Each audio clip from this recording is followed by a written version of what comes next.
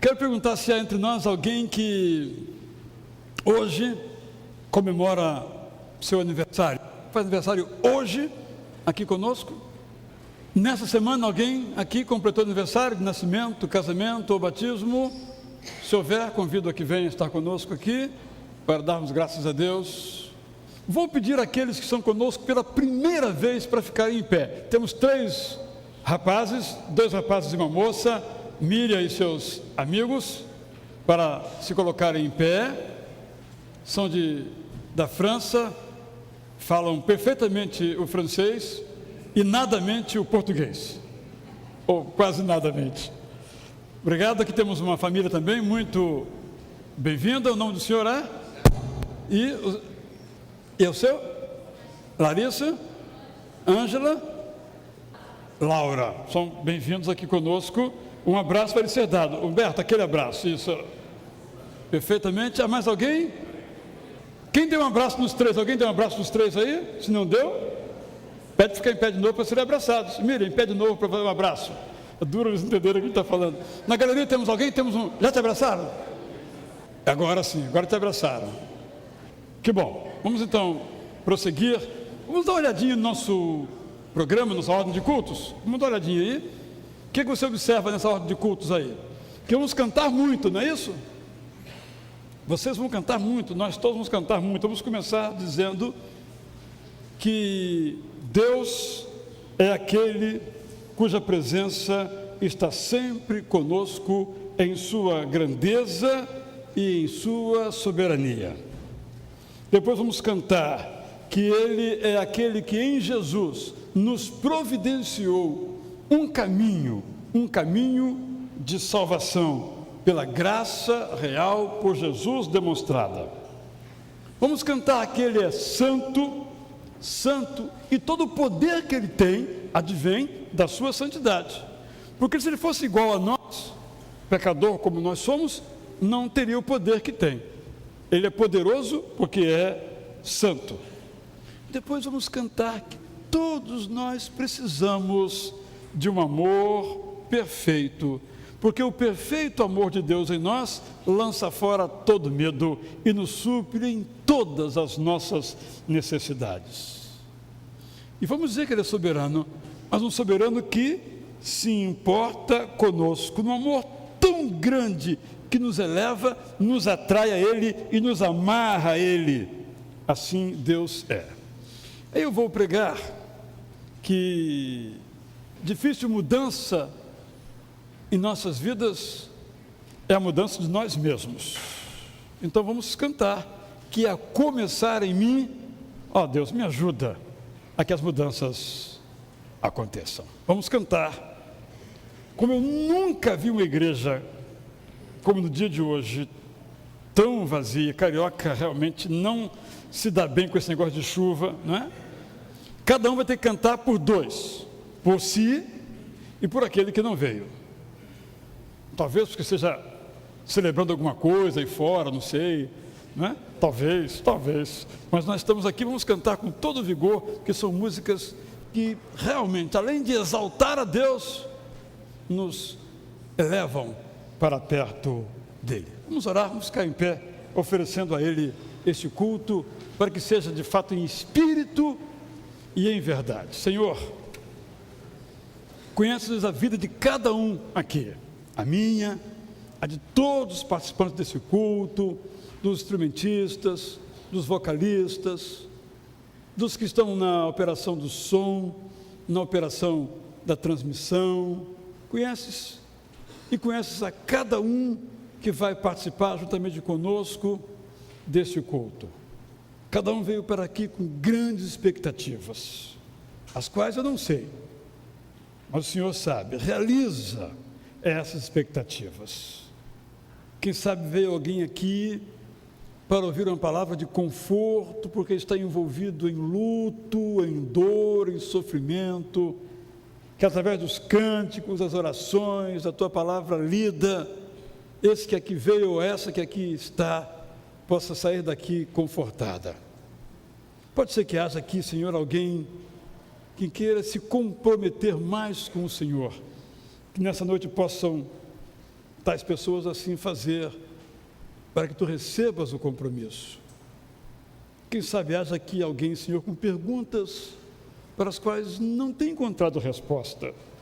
Responda, Senhor, a tais perguntas nesta noite.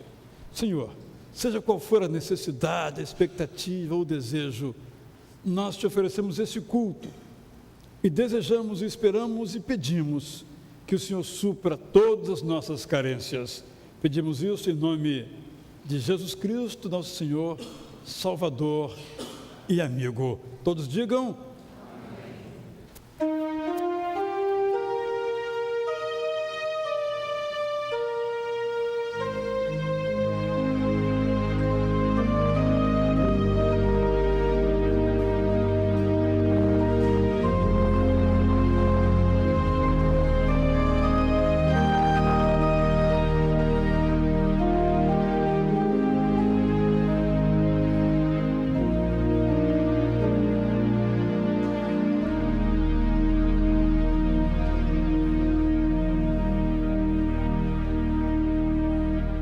vamos em pé então cantar que Deus é santo, grande e poderoso, sempre e para sempre.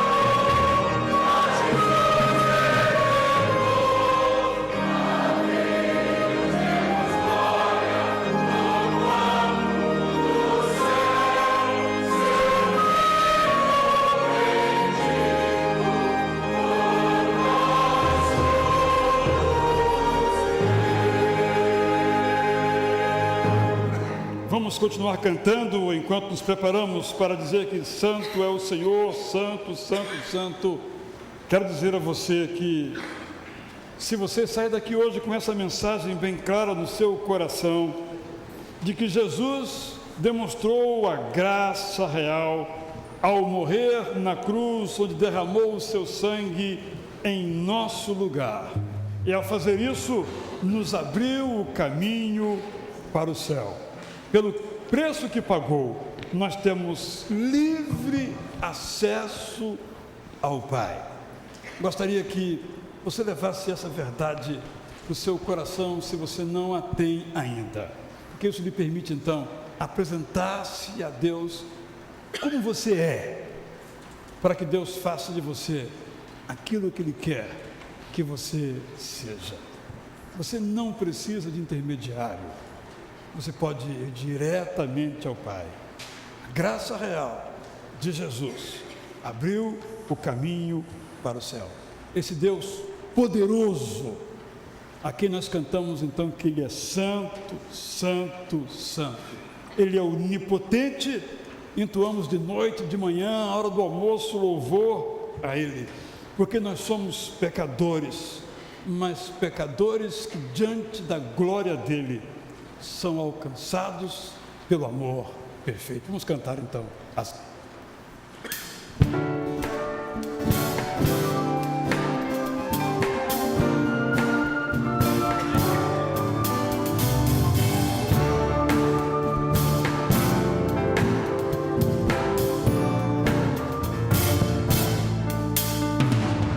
Santo, Santo, Santo,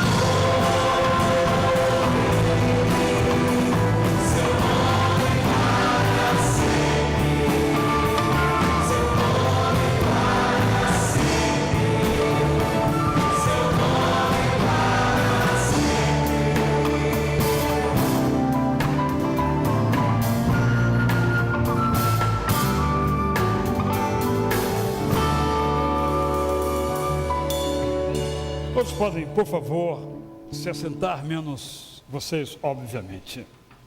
Você necessita de um amor perfeito, de perdão, compaixão. Você precisa de graça, esperança e salvação. A palavra salvação no Novo Testamento, na Bíblia como um todo, tem dois sentidos. Um é livramento das dificuldades e outro é a salvação por meio de Jesus. Esta música aqui nos fala dessas duas dimensões da salvação. Quando nos diz que Jesus venceu a morte, triunfando sobre ela, e é para sempre o autor da nossa salvação. Nós não salvamos a nós mesmos. Nós somos salvos pelo poder de Jesus na cruz. Mas esse hino também diz que Ele nos aceita com os nossos medos, nossas falhas, nossos temores, e então enche a nossa vida de vigor para prosseguirmos a nossa jornada. Vamos cantar agora essa música, que certamente traduz aquilo que eu preciso, aquilo que você necessita. Vamos a cantar sentados como nos encontramos. Enquanto nós cantamos, se você quer apresentar um medo, um tremor, uma falha, uma necessidade, uma enfermidade, um luto, aquilo que hoje nesse instante traz aflição à sua vida, quando nós cantamos, você poderá ficar em pé. Em seguida o pastor Roberto vai orar. Se você quiser vir à frente, estar ao lado dele, do pastor Alcenir, você pode fazê-lo. Vamos colocar as nossas vidas. Cantamos agora esse Deus que é o que é. Agora então vamos nos render a Ele e dizer: Senhor, venha nos socorrer, venha fazer a nossa vida o que nós precisamos que o Senhor faça e o Senhor quer fazer. Vamos cantar assim essa linda canção, depois vamos colocar a sua dificuldade diante de Deus.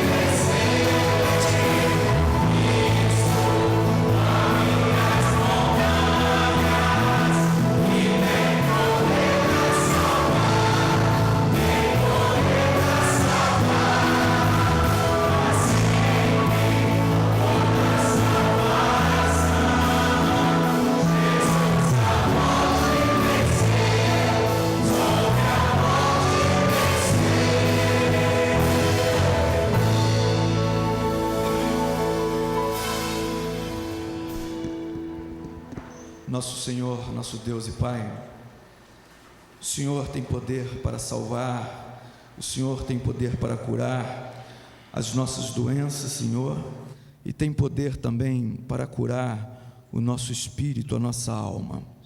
Entregamos, portanto, Senhor Deus, os pedidos que aqui estão sendo feitos ao Senhor, para que Tu possas, ó Deus, cuidar de cada um dele, conforme o Senhor tem cuidado, ó Deus, com o Teu amor, com o Teu carinho. Sim, Senhor. Entregamos, ó Deus, a vida de cada irmão aqui de pé, entregamos, ó Deus, a vida de cada irmão que nos assiste através da internet, entregamos, ó Deus, as nossas vidas, ó Pai, nas Tuas mãos, porque sabemos que o Senhor moverá sempre as montanhas para nos salvar. Sim, Senhor. Para cuidar de nossas vidas.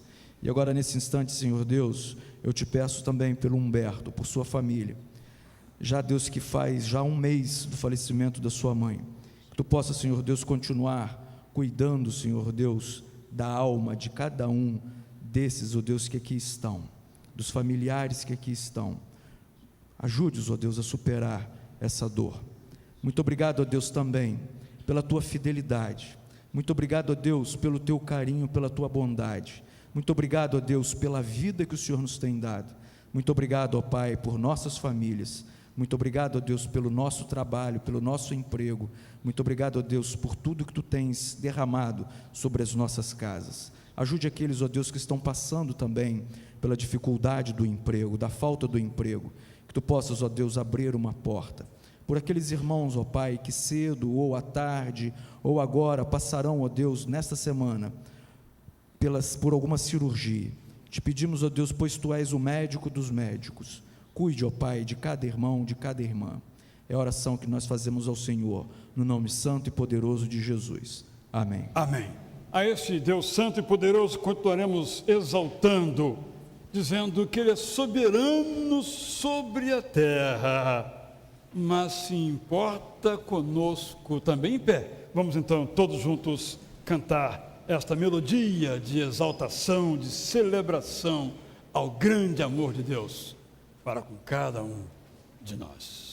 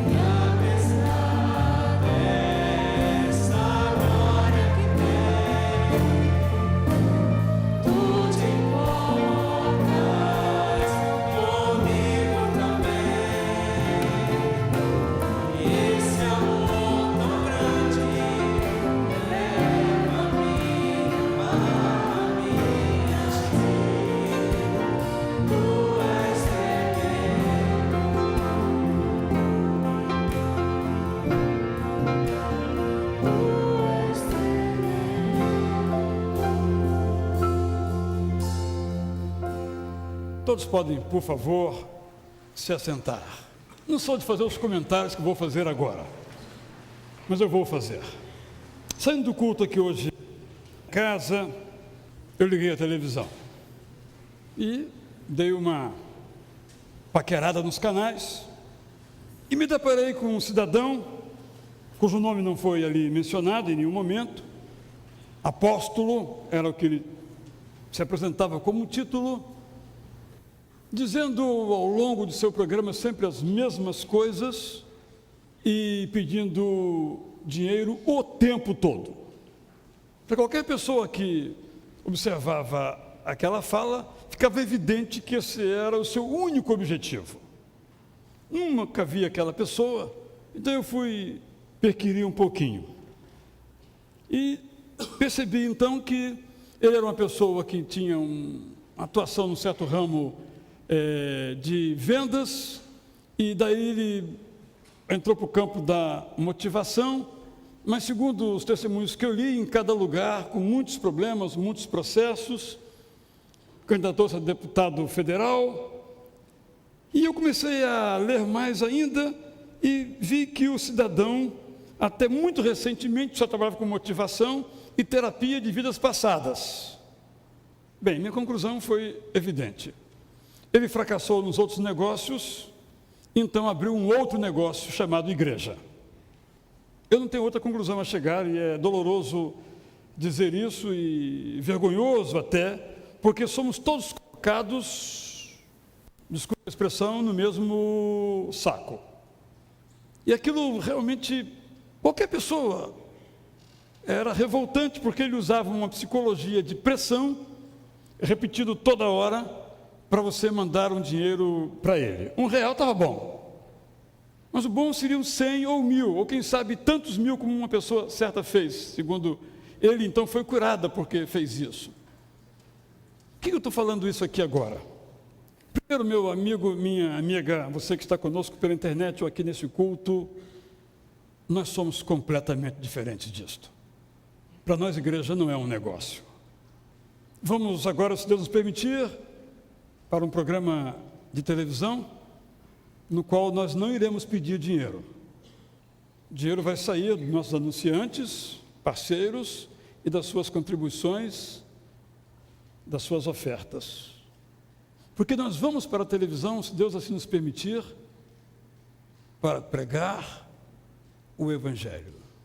Que naquele programa, em nenhum momento, sequer a palavra Evangelho foi usada. Graça foi usada. Só negócio. Troca. Dá o dinheiro que você será abençoado. Digo isso também porque teremos agora o momento em que vamos trazer nossos dízimos, nossas ofertas. E o fazemos todos voluntariamente. É um gesto de adoração, voluntário, sem nenhuma troca. Você vai dizer, mas todo domingo você fala isso? Todo domingo eu falo isso, porque todos os dias você ouve diferente na televisão. Todos os dias você ouve, então uma vez por domingo, por semana, você vai ouvir que aqui é diferente. E quando somos diferentes, na verdade nós não somos diferentes, eles é que são diferentes, nós somos iguais ao Evangelho. Nós buscamos servir ao Evangelho. Desculpe eu desabafar, mas é muito triste a gente ser colocado no mesmo departamento dos escroques, dos estelionatários. Mas nós somos, graças a Deus, completamente diferentes. Nosso objetivo, repito, é pregar o Evangelho. Quando começamos a conversar, eu chamei o Bonavita. Fique em pé, Bonavita, por favor. Ele detesta essas coisas, mas tudo bem. Fique em pé, você não tem como negar. Pode se acertar, obrigado. Então, o Bonavita é diretor de televisão, de cinema e tal. Eu o chamei para conversar comigo, ele fez uma pergunta muito simples. Qual é o objetivo do programa? Eu confesso que eu dei uma engasgada. Objetivo do programa? Qual é o meu objetivo do programa? Eu disse, pregar o Evangelho. Que é claro que é pregar o Evangelho, mas nem sempre está claro que é o nosso objetivo. Então eu quero pedir uma coisa aos irmãos. Se o nosso programa for para outra direção que não for esta, puxe as minhas orelhas. Uma só, por favor, que a esquerda, se puxar, pode ficar na sua mão. Só a direita. Porque nós estaremos ali para pregar o Evangelho. É esse o nosso objetivo. Vamos fazer de outra maneira, de uma maneira que as pessoas que não são ainda cristãs possam ouvir. E que não se pareça esse programa com outros programas. Não é um culto na televisão. É um programa de televisão com o objetivo de apresentar Jesus às pessoas. Precisamos da cooperação dos irmãos, do tempo que alguns têm para nos ajudar, dos recursos financeiros, das orações, das críticas, das sugestões, para fazermos um programa que, tal como cantamos agora aqui, honre a Jesus, não que o envergonhe, que não use o nome dele com fins de estelionato, para enganar ninguém, mas para mostrar esse grandioso amor de Deus, como cantamos agora há pouco, que se importa com cada um de nós. Deus seja louvado. Como seja louvado também no tempo que queremos construir. Agora, em julho, o Colégio Batista vai transferir todos os alunos daquela unidade onde está o terreno que nós compramos, e já poderemos usá-lo plenamente.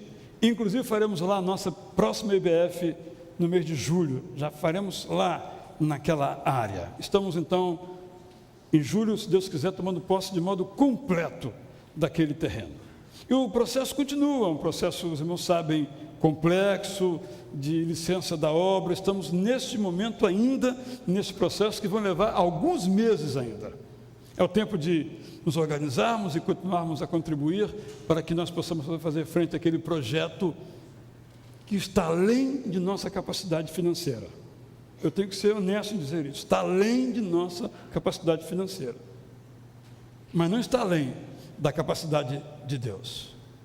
E Ele, se for a vontade dEle, vai nos dar os recursos para que façamos aquele templo, não para a glória da igreja. A igreja não tem glória nenhuma, mas para a glória de Deus. Para que ali mais e mais pessoas possam escutar o Evangelho, o único Evangelho que existe, para receber esse nome, o Evangelho de Jesus.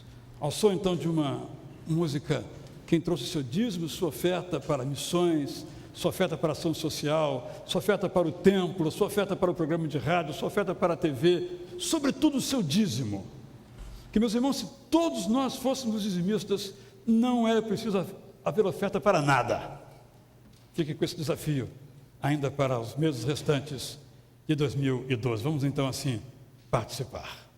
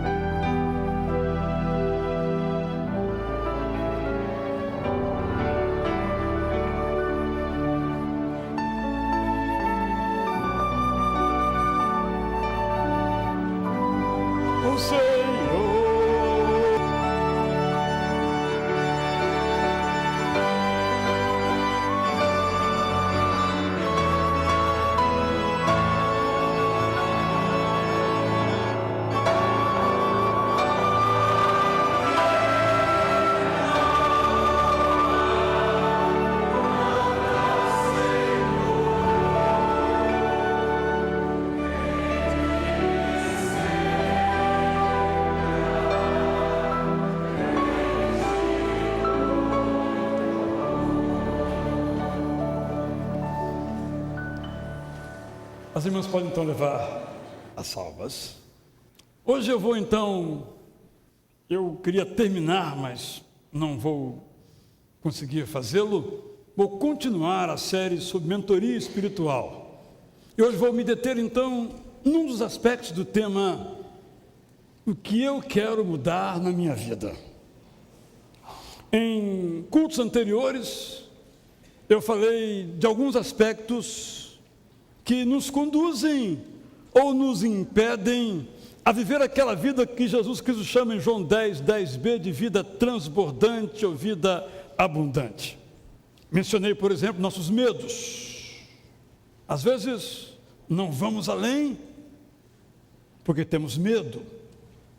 Embora saibamos que é irracional, mas temos medo. Medo de avião, por exemplo, ou de navio. Eu tenho medo de carro. Avião eu me sinto deitado na cama, tranquilo, dormindo. Agora, carro é um bicho perigoso, mas nem por isso deixo de usá-lo. Evidentemente, isso me leva a usá-lo com mais cuidado.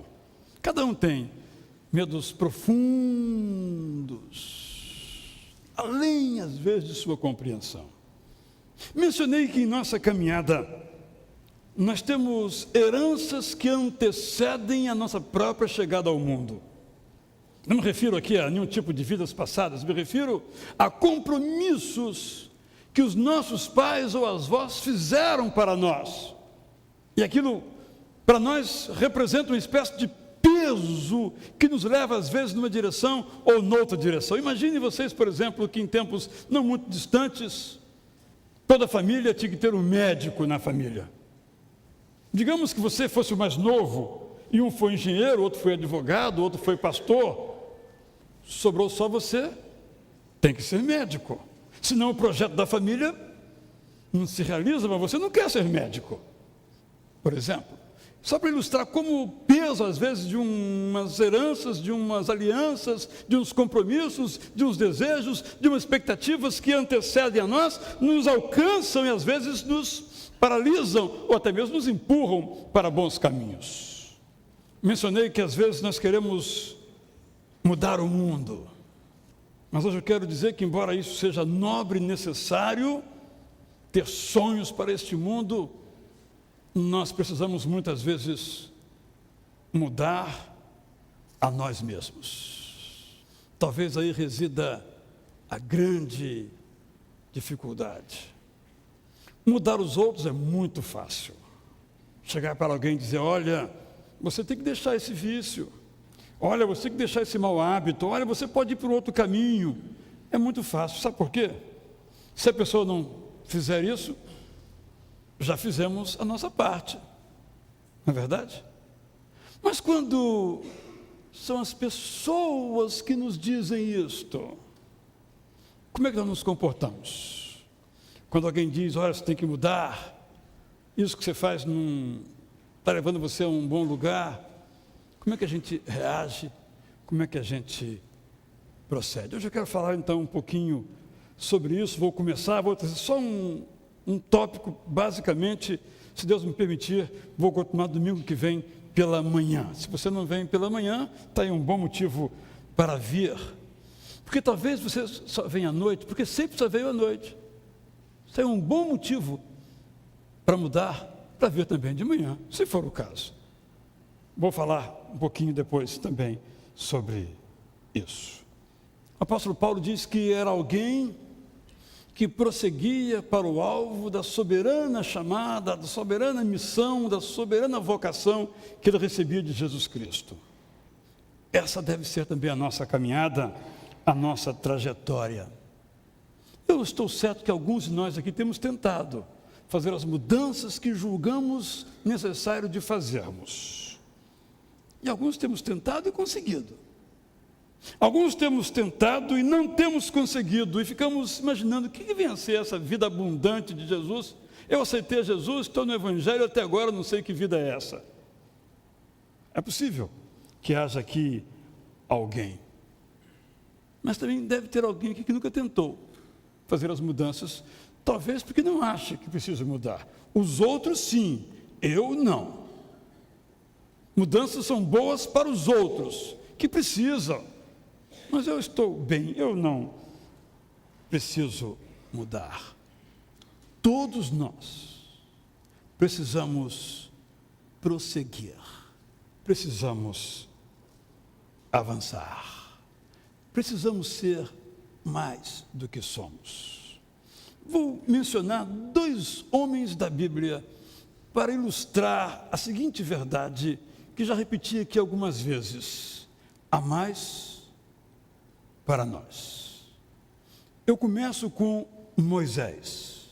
Penso que todos aqui conhecem a história de Moisés e farei alguns destaques desta história. Sabemos que os primeiros 40 anos de Moisés, ele os viveu no Faraó.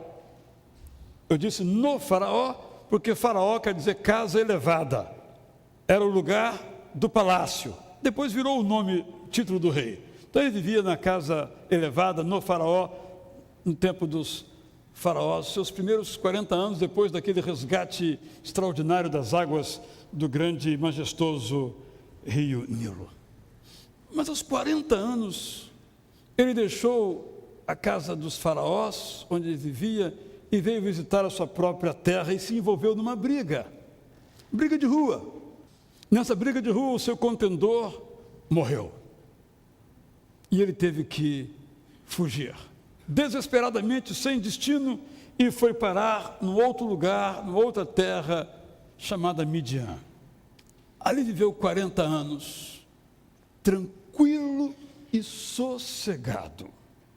Encontrou um bom emprego, encontrou uma boa esposa, com quem teve filhos, tocando a sua vida. Seu sogro era o seu próprio patrão, portanto, com todas as regalias de ser ele o futuro dono do próprio negócio. Eis que, no seu trabalho de pastoreio de animais, carneiros, ovelhas, sobretudo carneiros e ovelhas, com outros animais presentes ali também, aos 80 anos, ocorreu-lhe algo. Ele estava no deserto, quando uma árvorezinha, um arbusto, ele notou que estava pegando fogo. No início ele não deu muita atenção, porque no deserto o crepitar do calor faz com que as árvores peguem fogo, mesmo são poucas árvores naquela região. E quando ele olhou um pouco mais, ele viu que aquela árvore continuava pegando fogo.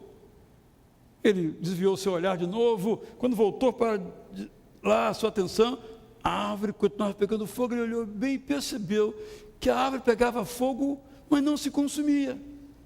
O galho estava em chamas e continuava em chamas, em vez de cair junto com os outros até aquela árvore acabar. Ele disse: será que Deus está querendo me dizer alguma coisa? Eu vou lá conferir, que está muito estranho esse negócio aí. Quando se aproximou da árvore e viu aquilo, Deus veio ao seu encontro e disse: Moisés, tire as sandálias dos pés, onde você está pisando, porque a terra onde você está é uma terra santa. E tirar as sandálias na cultura hebraica queria dizer ajoelhar-se, humilhar-se, porque você está diante de Deus. Moisés, como vai a sua vida? Está boa? Está gostando? Como as coisas estão? Porque eu tenho uma tarefa para você. Eu tenho uma missão nova para você. Você topa? Bom, depende, né? Qual é, Senhor? Bom, é o seguinte. Você sabe que o seu povo hebreu continua lá, de onde você foi resgatado quando era bebezinho. Se lembra? Depois se virou um egípcio, mas sempre foi um hebreu. E o seu povo agora está na escravidão lá. Eu quero resgatar aquele povo. Preciso de alguém para me ajudar. Você topa? Moisés pensou: caramba, tudo bem lá em casa, daqui a pouco eu volto, uma temporada em casa de volta, tudo tranquilo, tudo certinho, minha esposa, meus filhos, vida mansa. Agora o Senhor quer que eu vá chegar para o faraó, esse Obama do mundo, e dizer a ele: olha, deixa o povo de Israel ir. Senhor, o seguinte, tudo bem, até que eu estou interessado em ir, mas tem um probleminha, eu não sei falar. Deu uma chave de braço em Deus, quer dizer, Deus vai fazer o quê? Deus errou na sua chamada, então ele vai tá bem, mas desculpa, vou chamar outro. Aí Deus disse: não, isso não é problema. Seu irmão Arão, você sabe que ele é bom de papo, não é isso? Então, você vai e ele fala em seu lugar. Pode ser? A desculpa não colou e a gente sabe o resto da história. Ele foi para libertar o povo hebreu que estava no cativeiro. Aquela experiência mostrou a Moisés que Deus queria mais dele e para ele. Vou mostrar algumas mudanças pelas quais Moisés passou. Folheando os livros de Êxodo, Levítico, Número e Deuteronômio, observamos o seguinte. Primeiro, Moisés era temperamental. Ele resolvia as coisas na pancada. Ele viu uma injustiça real contra alguém do seu povo, ele não teve dúvidas, levantou o braço, bom que era na luta, e matou o cara. Moisés era temperamental, de difícil trato. Moisés não era a flor que se cheirasse. Pisou no calo dele. Conhece alguém assim? Bem, diz a Bíblia, no entanto, que Moisés se tornou um camarada calmo, afável, recebendo um adjetivo tremendo: o homem mais manso da terra. Ou seja, se você é um cara temperamental, uma mulher temperamental que resolve tudo na hora, agora, você pode ser a pessoa mais mansa da terra. Isso é possível? Bem, com Moisés foi possível. Mais ainda, Moisés era inseguro. O que eu vou dizer para o faraó? E se tornou corajoso. Ele ia adiante e o povo ia atrás. Ele levantava as mãos e o povo ganhava a guerra. O inseguro se tornou seguro e corajoso. Moisés era gago. Mas leia o livro de Deuteronômio. O que é o livro de Deuteronômio? É uma coleção de discursos eloquentes de Moisés, que passa em revista a história toda do povo, parte da qual ele liderou, e ele conta isso com uma fluência que está registrada em todo o livro ao longo do livro de Deuteronômio. Moisés era um pai ausente, conhecemos a história, e se tornou um pai presente. Moisés era pastor de animais e se tornou um pastor de gente. Moisés era um questionador de tudo, mas se torna alguém que, quando ouve a palavra de Deus, reconhece-a como sendo a vontade de Deus, se acalma e aceita, ao ponto de não discutir com Deus seriamente quando Deus disse: você não vai entrar na terra prometida, vai ficar aqui. Imagine isso 40 anos antes. O quê? Eu comi o osso, na hora do filé vou ficar fora? Mais que natural, de um homem natural, mas o homem espiritual aceita e fica ali no Monte Nebo. Moisés era um chefe centralizador e se tornou um chefe que delegava tarefas aos seus auxiliares. Moisés era uma pessoa autoconfiante, mas se tornou um profeta, e o profeta é aquele que fala não a sua palavra, mas a palavra de Deus. Um autoconfiante não pode ser um profeta de Deus. Moisés era um homem versado no conhecimento humano e se tornou também um gigante no conhecimento de Deus. Moisés era um homem que tinha medo de Deus, mas se tornou um crente que tinha Deus como um grande amigo com quem falava face a face. Ouso então sugerir que naqueles seus primeiros 80 anos, Moisés não estava satisfeito com a vida que levava. E quando viu a arca arder, a sarça arder e não se consumir, Moisés disse assim: eu vou ali ver. Quem sabe Deus esteja me querendo dizer alguma coisa. Quem sabe Ele tem alguma coisa melhor para a minha vida do que pastorear as ovelhas do meu sogro. Eu vou lá. Penso que o apóstolo Paulo passou pelo mesmo processo. Ele amava a Deus. Paulo amava a Deus, ainda quando se chamava Saulo. Saulo era alguém que conhecia a filosofia de sua época, a teologia de sua época, a música de sua época, a poesia de sua época, a oratória de sua época, escrevia muito bem e falava em público muito melhor ainda. Amava a Deus, mas um amor duro, um amor implacável, um amor bravo. E para defender aquilo que Deus propunha, ele se dispunha a matar. Eu imagino que aquilo o consumia por dentro. Talvez ele pensasse no seu tempo de reflexão, de meditação diante de Deus: eu amo a Deus, eu faço tudo por Ele, eu até mato aqueles que estão contra Ele, mas deve ter alguma coisa errada nisso. É isso que eu aprendi. Seja anátema aquele que se opõe a Deus, e eu vou lá e executo esse anátema, mas deve ter alguma coisa errada. Eu aprendi alguma coisa errada. Se Deus aparecesse para mim e me mostrasse em que é que eu estou errado. Na sua última missão como Saulo, como perseguidor dos cristãos, uma luz divina, como uma lança, corta o seu corpo e a sua alma, cega-o. Ele então pergunta, Senhor, que queres que eu faça? Quando Deus lhe aparece, Paulo reconhece que era Deus dizendo que o perseguidor, o comandante, o chefão, o poderoso, agora cego, precisava de uma mão que o guiasse pelas ruas empedradas de Damasco. Moisés e Paulo, e poderíamos trazer as biografias de tantos outros, nos mostram que há da parte de Deus algo mais para nós. Por mais que, como Paulo, estejamos chafurdados no ódio, nós podemos caminhar na paz que excede todo o entendimento, inclusive o nosso próprio entendimento.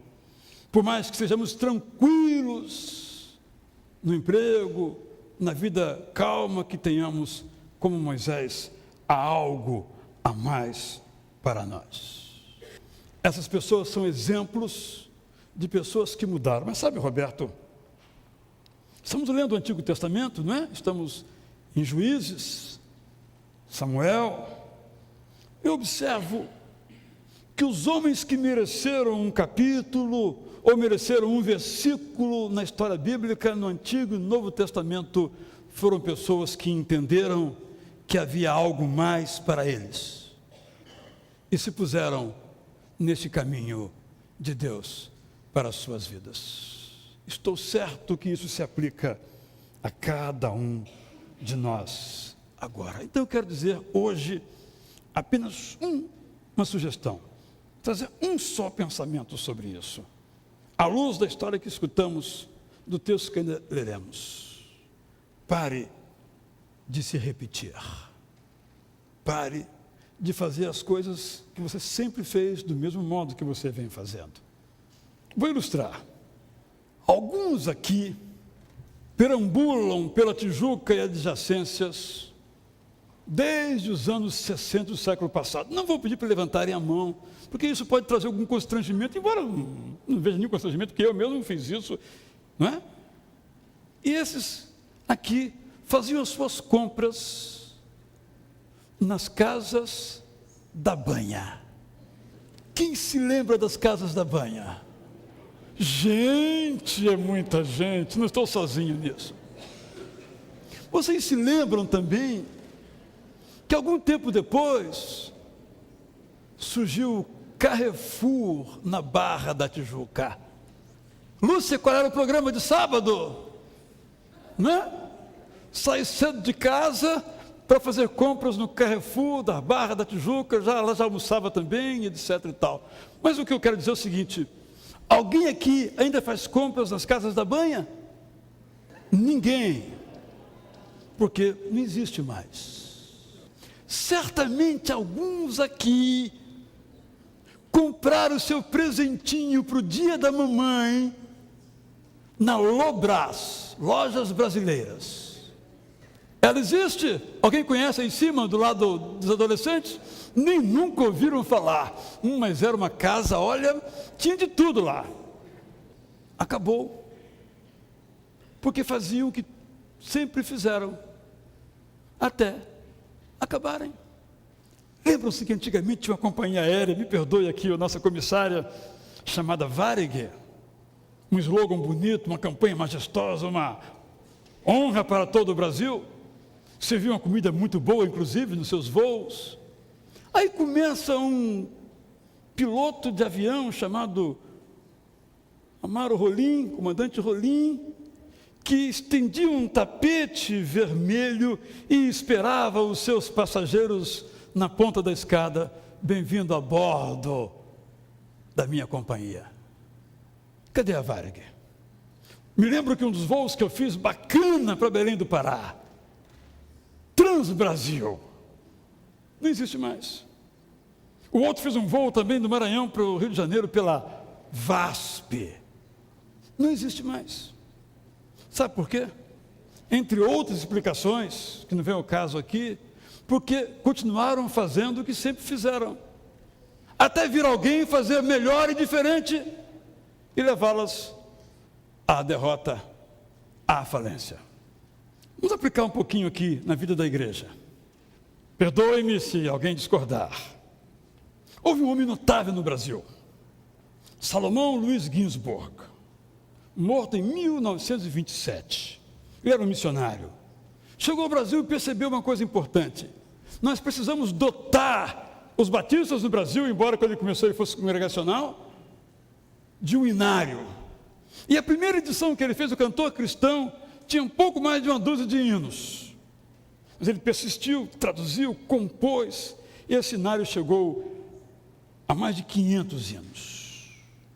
Mas ele morreu em 1927. Nós não podemos continuar cantando as músicas de Salomão Luiz Ginsburg como sendo as únicas. São lindas músicas, mas são músicas do passado. Mas eu vou provocar agora a nova geração.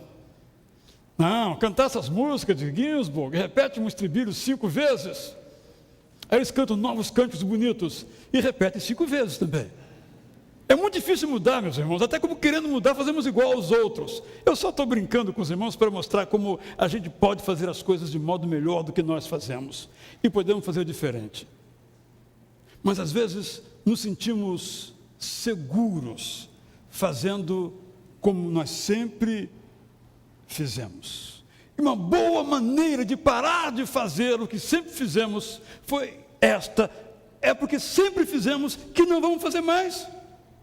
Porque o fato de termos sempre feito não nos autoriza a fazer nos dias de hoje. Eu vou contar uma história no final, que eu sei que vai nos ajudar a entender o que é que estamos falando, mas quero dar um exemplo aqui de Pedro. Você lembra de Pedro? Grande Pedro, que alguns dizem, eu sou como Pedro.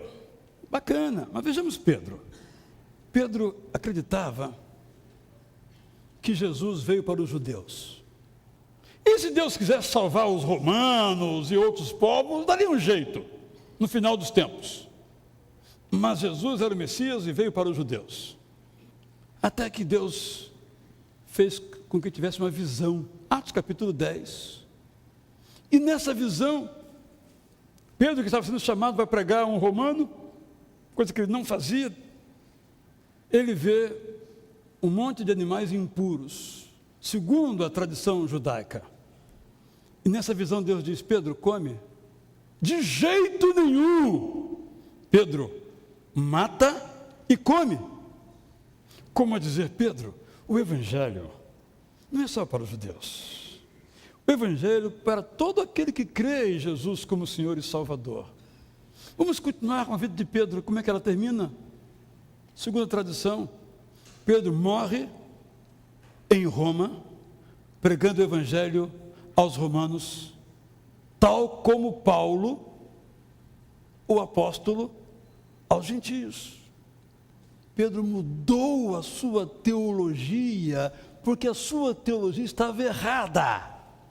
Porque Deus não é Deus de povo algum, mas de todos os povos. Mas eu quero trazer uma história da Bíblia nesse momento que nos ajude no entendimento dessa perspectiva e de como somos agarrados a fazer as coisas que sempre fizemos, a nos repetir, a repetir nossos pais, por exemplo. Lucas 5, 1 a 11. Peço-lhe o favor de abrir então nesse texto que vou ler agora. Lucas 5, de 1 a 11. Certo dia, diz o texto bíblico, Jesus estava perto do lago de Genezaré, ou lago de Tiberíades, ou mar de Genezaré, e uma multidão o comprimia de todos os lados para ouvir a palavra de Deus. Jesus viu à beira do lago 2 barcos, deixados ali pelos pescadores, que estavam lavando as suas redes, como sempre faziam. Jesus entrou num dos barcos, o barco que pertencia a Simão, e pediu-lhe que o afastasse um pouco da praia. Era comum Jesus pregar de dentro do barco, bem perto da praia, o barco se colocava, ali ele falava à multidão. Mas nesse dia, Jesus diz, afasta o barco da beira, leve-o para mais longe da beira do mar. Então sentou-se e do barco, não da margem, ensinava o povo. Tendo acabado de falar, de pregar, Jesus disse a Simão, Simão, agora vá para onde as águas são mais fundas. E o barco começou então a singrar as águas, ele acrescentou, lancem as redes para a pesca. O que Simão fez? Mestre, posso falar uma coisinha? O senhor me dá licença? Veja bem, olha, nós nos esforçamos a noite inteira e não pegamos nada. Aquele conselho que você tenta fazer uma coisa nova, a pessoa diz, olha, já fizemos isso aqui várias vezes, não funcionou. Não deu certo. Mas, Pedro realmente era admirável, porque és tu quem está dizendo, vou lançar as redes. Porque, desculpe, mestre, mas o senhor entende de carpintaria, de móveis, mas de peixe, o senhor sabe que eu manjo, né? Meus ancestrais, todo mundo domina o mar, de pesca, quando o senhor precisar, está aqui o meu cartão. Mas tudo bem, o senhor está mandando, a gente coloca. Quando o fizeram, os lançaram as redes, pegaram tal quantidade de peixes que as redes começaram a se rasgar.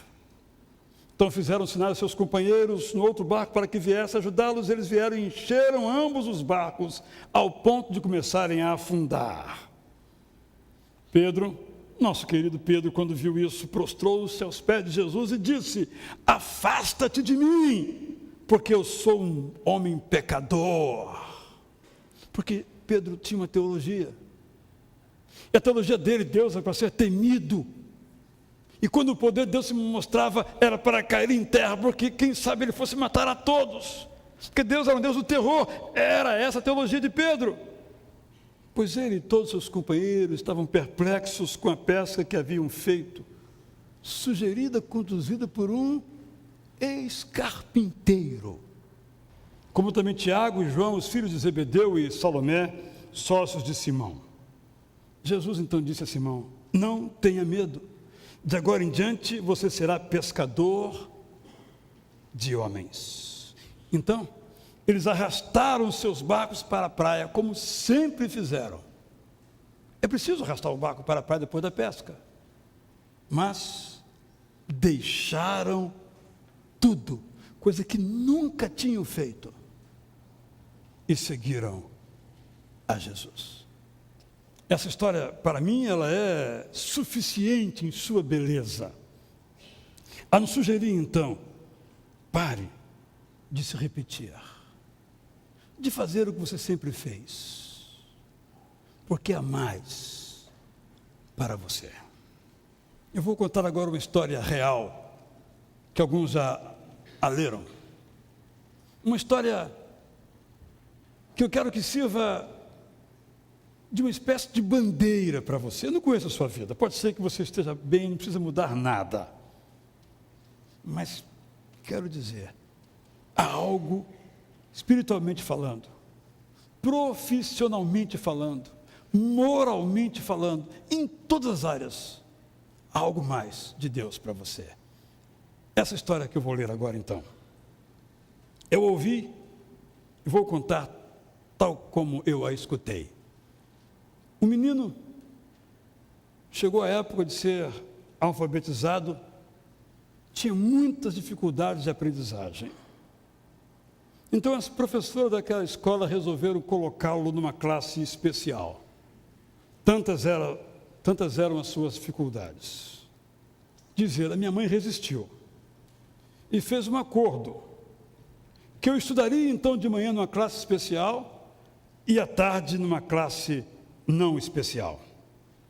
Quando eu chegava em casa, minha mãe fazia comigo todos os exercícios por longas horas. O irmão dele era brilhante, a sua irmã de igual modo.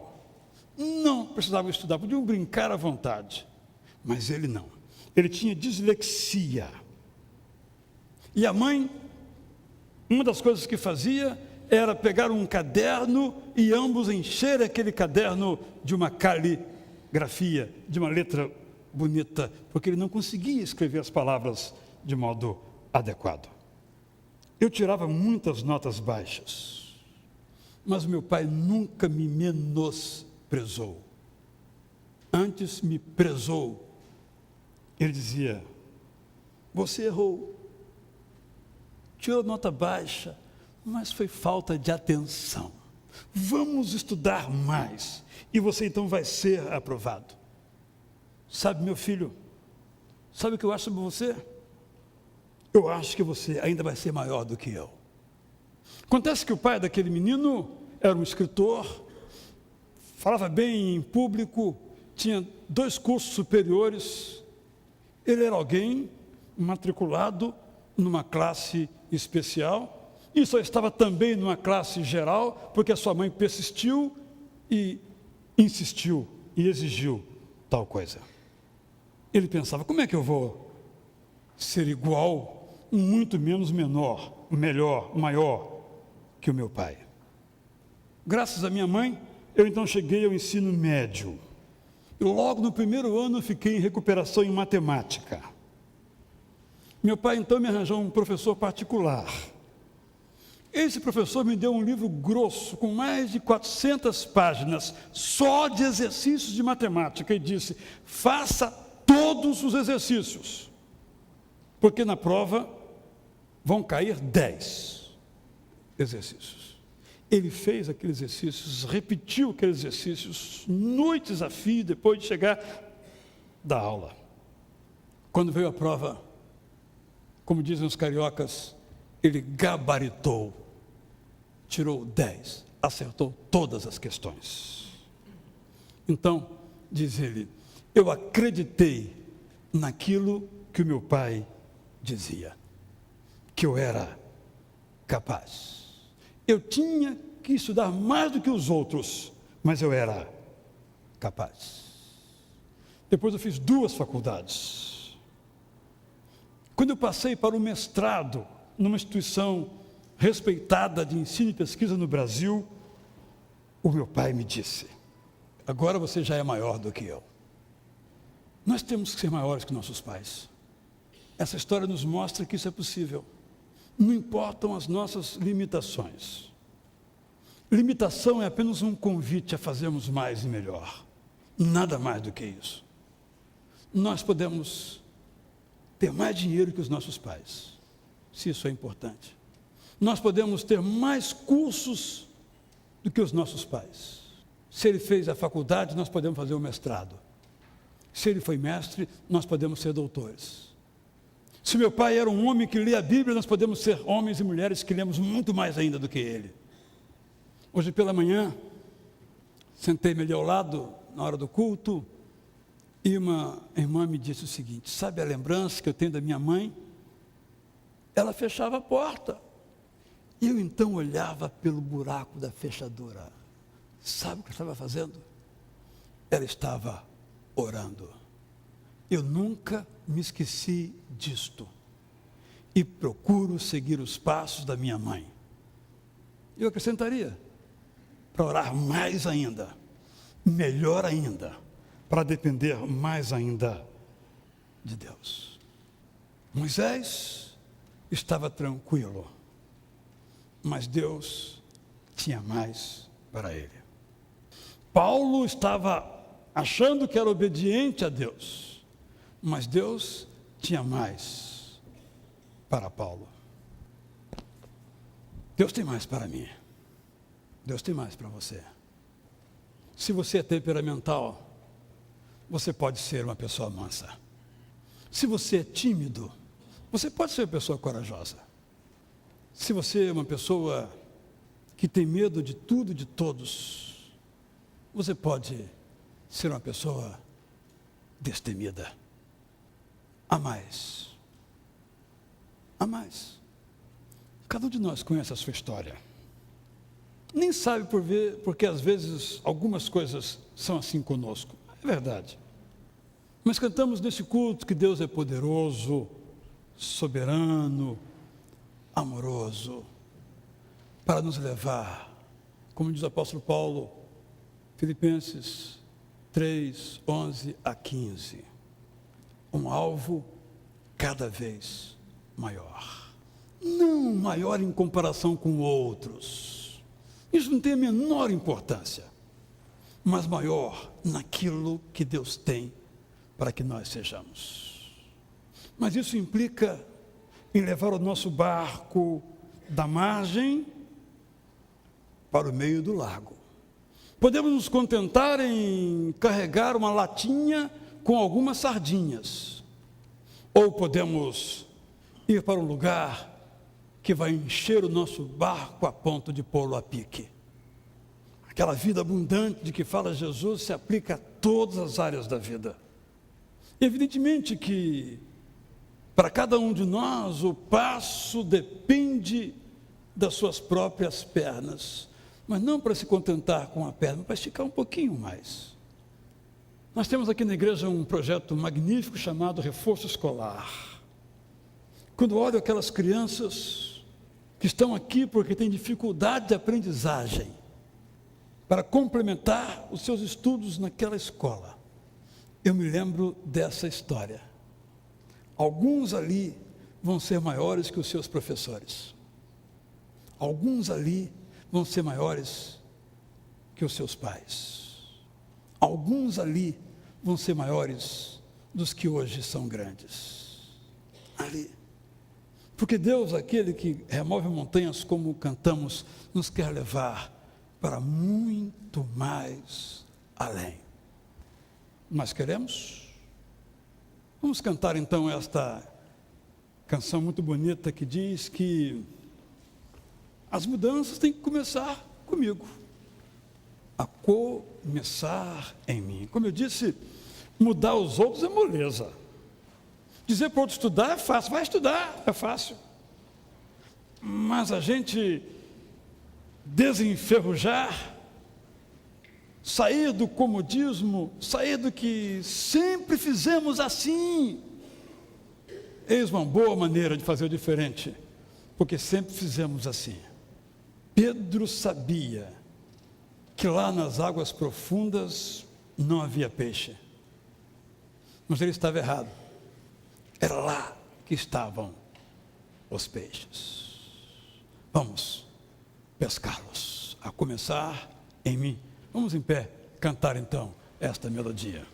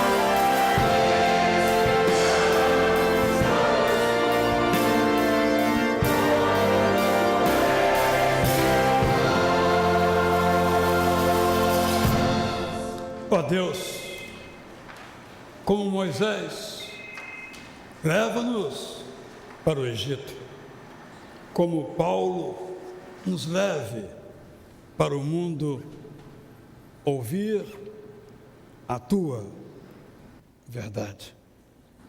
Senhor, a começar por mim, a começar por aquela que recebe essa palavra como sendo uma palavra de Deus ao seu coração, faz em nós e através de nós o que pode ser feito para que vivamos a plenitude do Evangelho. Tu sabes, Pai, que é difícil abrir mão, arriscar, às vezes perder, mas o Senhor quer que nós pesquemos em águas profundas. Leva-nos para lá, ó Deus. Nós te rogamos em nome de Jesus.